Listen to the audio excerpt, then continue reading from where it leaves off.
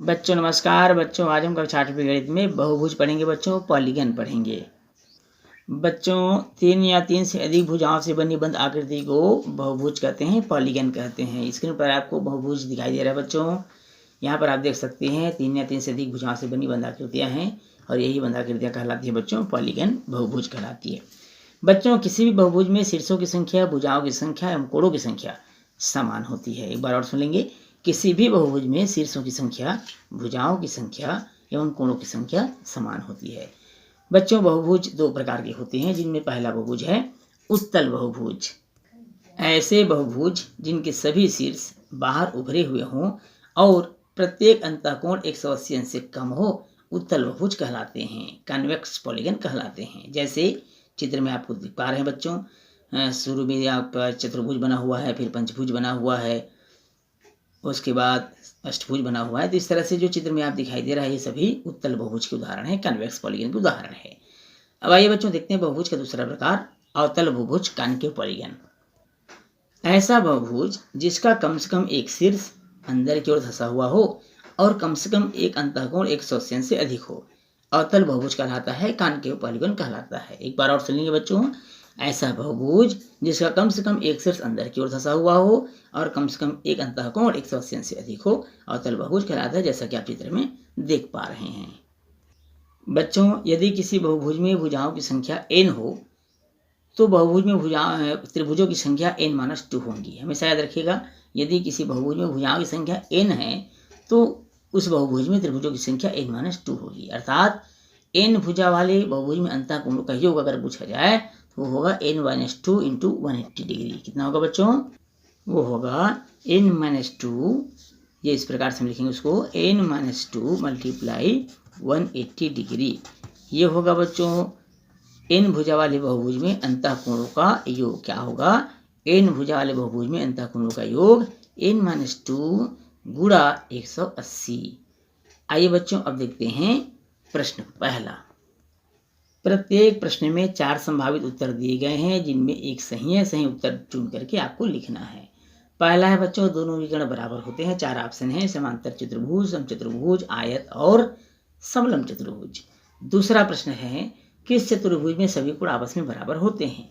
पहला समलंब चतुर्भुज, दूसरा समचतुर्भुज, तीसरा समांतर चतुर्भुज, चौथा ऑप्शन है आयत। तीसरा प्रश्न है बच्चों समांतर चतुर्भुज का एक ऐसा कोण, एक कोण यदि 60 अंश का हो तो उसके समूह कोण का मान कितना होगा? 4 ऑप्शन है, 60 अंश, 120 अंश, 90 अंश और 180 अंश। आइए देखें इनके उत्तर को। पहला प्रश्न था बच्चों दोनों विकर्ण बराबर होते हैं, तो इसका ऑप्शन सही आंसर आ गया ऑप्शन 3 आयत। दूसरा प्रश्न था किस चतुर्भुज में सभी कोण आपस में बराबर होते हैं, तो इसका भी सही उत्तर होगा बच्चों आयत, ऑप्शन नंबर 4। तीसरा प्रश्न था समांतर चतुर्भुज का एक कोण यदि 60 अंश का है तो उसके सम्मुख कोण का मान होगा 60 अंश। अगला प्रश्न है बच्चों रिक्त स्थानों की पूर्ति कीजिए। पहला ऐसा चतुर्भुज जिसके विकर्ण बराबर होते हैं तथा प्रच्छेद बिंदु पर समकोण बन जाते हैं, उस चतुर्भुज को खाली स्थान कहते हैं। दूसरा इसमें दिया हुआ बच्चों वह चतुर्भुज जिसमें केवल एक सम्मुख भुजा समांतर हो, खाली स्थान चतुर्भुज कहलाता है। तीसरा है इसमें किसी बहुभुज में यदि 6 शीर्ष हो तो भुजाओं की संख्या खाली स्थान होगी। चौथा है बच्चों यदि किसी बहुभुज में भुजाओं की संख्या n हो तो किसी एक शीर्ष से सभी विपरीत शीर्षों को मिलाने पर बनने वाले त्रिभुजों की संख्या खाली स्थान होगी। तो आइए बच्चों इन खाली स्थान के उत्तरों को देखते हैं।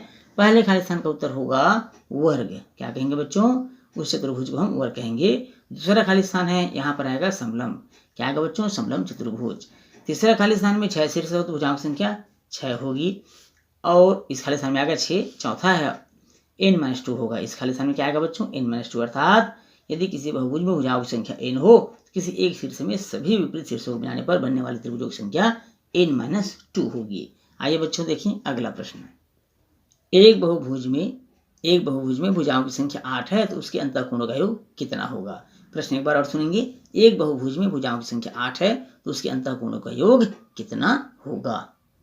बच्चों यहाँ भुजाओं की संख्या दी गई। इस प्रश्न में भुजाओं की संख्या दिया हुआ n बराबर 8। भुजाओं की संख्या n बराबर 8 ये दिया हुआ है प्रश्न में। अब n भुजा वाले बहुभुज में अंतःकोणों का योग कितना होगा? ये सूत्र आपका लिखा हुआ है बच्चों, ध्यान से देखिए। n-2 multiply 180 degree.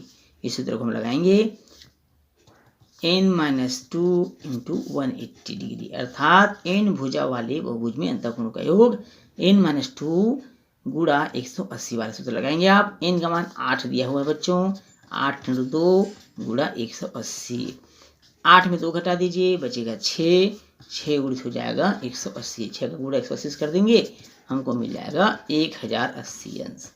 तो कितना होगा बच्चों, 8 अगर भुजाओं की संख्या हो तो उस बहुभुज में अंतःकोण का योग होगा 1080 अंश। कितना होगा, 1080 अंश, जो इस प्रश्न का आंसर होगा। एक समांतर चतुर्भुज का एक कोण 120 अंश हो तो अन्य कोणों की माप ज्ञात कीजिए। प्रश्न एक बार और सुन लेंगे। एक समांतर चतुर्भुज का एक कोण 120 अंश हो तो अन्य कोणों की माप ज्ञात कीजिए। यहाँ पर बच्चों माना एक कोण B बराबर 120 अंश, ये प्रश्न में हमको दिया हुआ है। तब कोण D बराबर भी 120 अंश होगा, क्योंकि समांतर चतुर्भुज सम्मुख कोणों का जो मान होता है वो बराबर होता है, समान होता है। चूंकि बच्चों चतुर्भुज में हमको ये भी मालूम है कि चारों कोणों का योग 360 अंश होता है, अर्थात कोण A प्लस कोण B प्लस कोण C प्लस कोण D बराबर हो जाएगा 360 अंश। कितना हो जाएगा, 360 अंश हो जाएगा। कोण A प्लस कोण B का मान 120 अंश दिया हुआ है, यहाँ पर रख देंगे।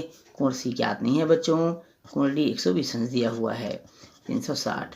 अब 120 जोड़ दीजिए, कोण A प्लस कोण C प्लस 120 जोड़ेंगे बच्चों 240 अंश प्राप्त हो जाएगा, बराबर हो जाएगा 360 अंश। अब हम क्या करेंगे, कोण A प्लस कोण C बराबर हो जाएगा 360 ऋण 240, 360 में 240 घटा दीजिए बच्चों, 360 में 240 घटाने से कितना बचेगा, जल्दी बताइए भाई। कोण A प्लस कोण C बराबर हो जाएगा 120 अंश। अब हमको ये भी मालूम है बच्चों, क्या मालूम है कि कोण A बराबर कोण C, क्योंकि समांतर चतुर्भुज में सम्मुख कोण का मान समान होता है, तो A बराबर C होगा, इसलिए कोण A प्लस कोण A बराबर हो जाएगा 120 अंश। अब यहाँ पर देखेंगे बच्चों, कोण A को जोड़ दीजिए तो कोण A हो जाएगा बराबर 120 अंश, अर्थात कोण A बराबर हो जाएगा 120/2, काट देंगे 2 छक्के 12, 2 शून्य शून्य। कोण A का मान हमको प्राप्त हो गया कितना अंश बच्चों, 60 अंश। जब कोण A 60 अंश होगा बच्चों तो कोण C बराबर भी 60 अंश हो जाएगा, क्यों, क्योंकि कोण A बराबर कोण C। तो इस तरह से कोण A बराबर और कोण C बराबर हो जाएगा 60 अंश। कितना हो जाएगा बच्चों, 60 अंश। किसी समांतर चतुर्भुज के दो कोणों का अनुपात 4:5 है, समांतर चतुर्भुज के सभी कोणों का मान ज्ञात कीजिए। एक बार और प्रश्न सुन लेंगे। किसी समांतर चतुर्भुज के दो कोणों का अनुपात 4:5 है, समांतर चतुर्भुज के सभी कोण ज्ञात कीजिए। माना कि चतुर्भुज के दो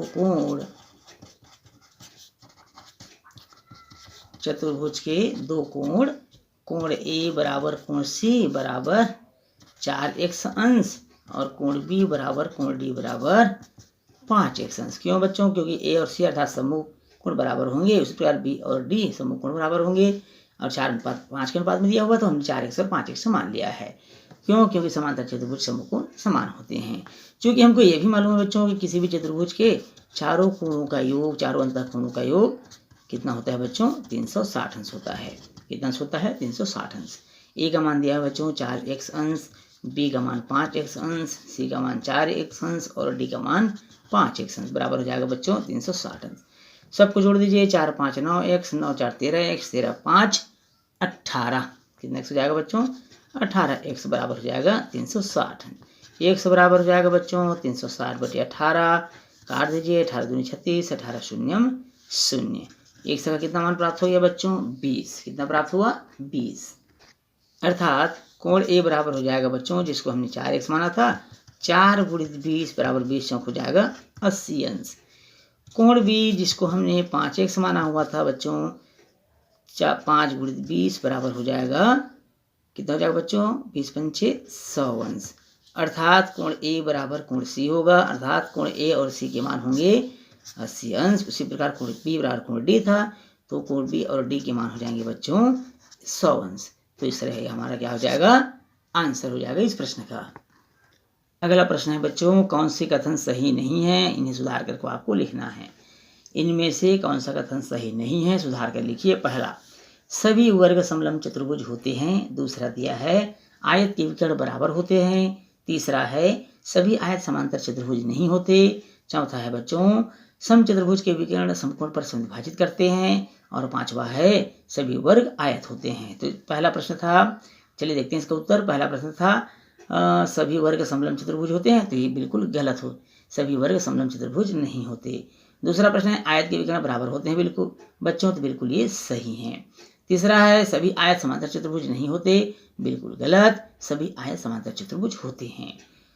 चौथा है बच्चों समचतुर्भुज के विकर्ण समकोण पर विभाजित करते हैं, तो इसका उत्तर होगा सही। और पांचवा है सभी वर्ग आयत होते हैं, तो बिल्कुल सही है, सभी वर्ग आयत होते हैं। ध्यान ये रखना बच्चों, सभी वर्ग आयत तो होते हैं लेकिन सभी आयत वर्ग नहीं होते, इसको भी आपको ध्यान में रखना है। बच्चों इस प्रश्न के साथ ही आज की क्लास यहीं समाप्त होता है। बच्चों वीडियो अगर अच्छा लगा हो तो वीडियो को लाइक और शेयर करिएगा। यदि आप चैनल में नए हैं तो चैनल को सब्सक्राइब करना बिल्कुल नहीं भूलिएगा।